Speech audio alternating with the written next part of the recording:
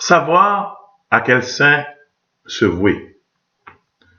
Saint à invoquer quand on a des problèmes avec la justice.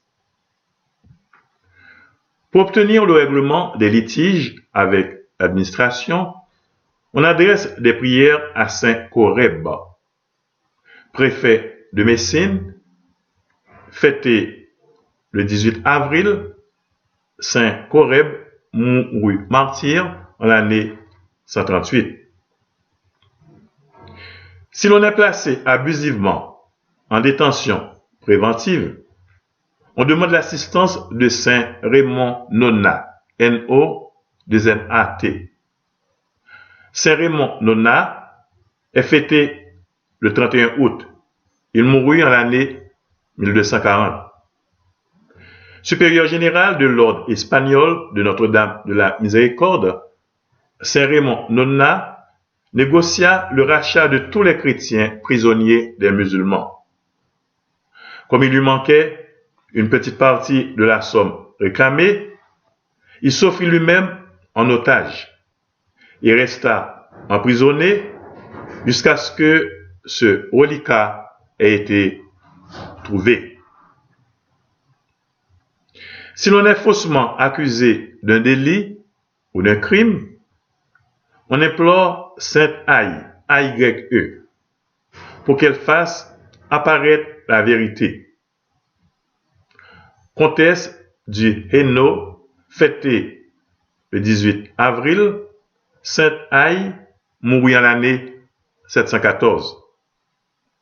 Elle apparut en songe au président d'un tribunal qui s'apprêtait à condamner un homme injustement accusé et lui révéla le nom du véritable coupable qui, effectivement, passa aux aveux dès qu'il fut interrogé.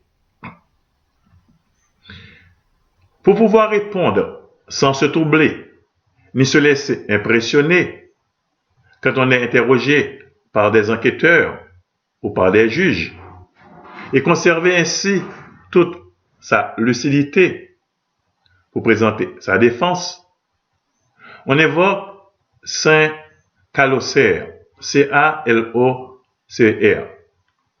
Saint Calocère était évêque de Ravenne. Il est fêté le 11 février. Il mourut en l'année 130. Si l'on défend une juste cause et que cependant l'on craigne de perdre un procès parce que l'avocat de l'adversaire aura été plus brillant ou aura utilisé des arguments fallacieux, on peut demander à Saint Benoît Biscop, B-I-S-C-O-P, d'éclairer le tribunal. Moine à Lérins et fondateur de plusieurs abbayes en Angleterre, Saint Benoît Biscop vécut de l'année 628 à l'année 690. Sa fête est le 2 janvier.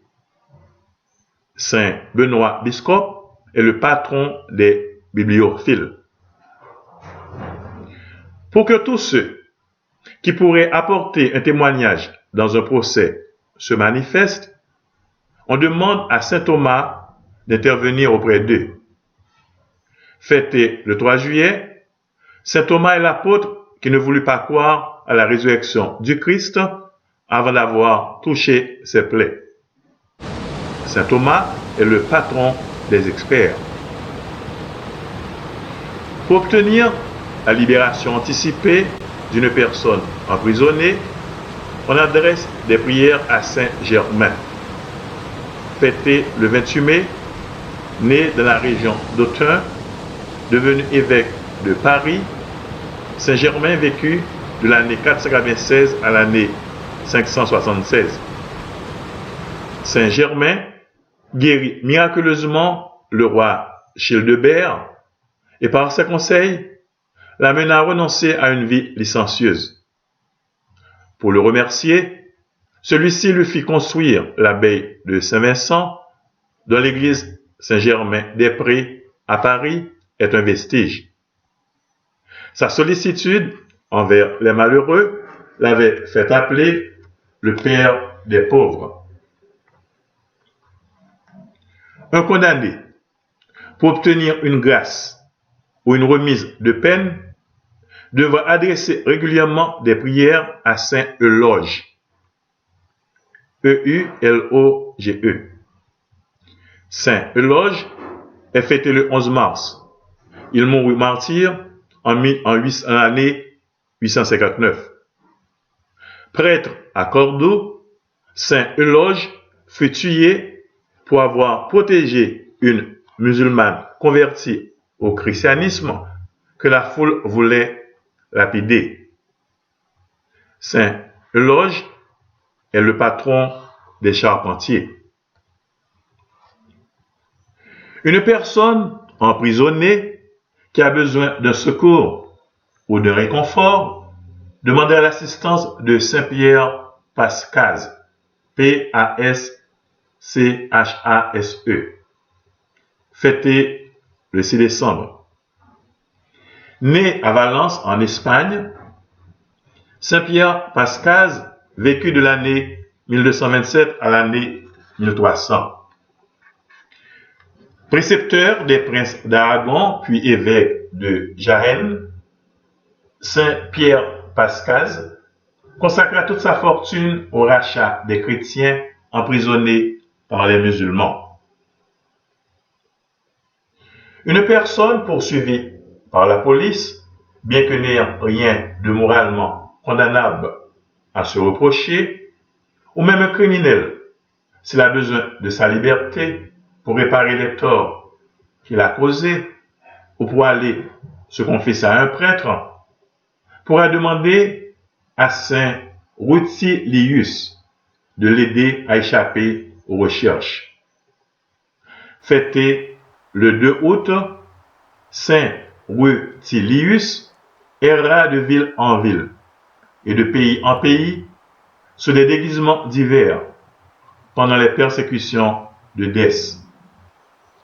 Mais en voyant le courage des condamnés chrétiens, il voulut finalement acquérir lui aussi la palme du martyr et alla se dénoncer et il fut décapité.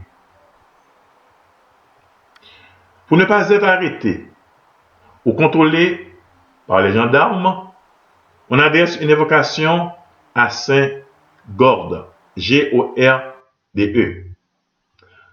Saint Gorde était un soldat romain. Il est fêté le 3 janvier. Il mourut martyr à Césarée en l'année 304.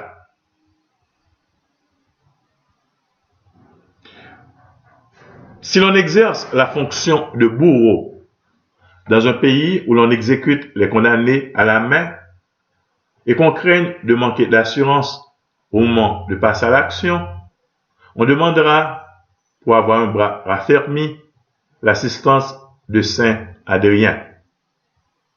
Officier païen à la cour de Nicomédie, chargé de superviser les exécutions, Saint Adrien traite avec bonté les condamnés chrétiens, leur manifestant beaucoup de bienveillance à leur dernier instant.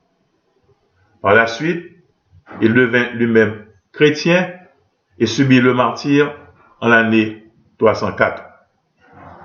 Saint Adrien est fêté le 8 septembre.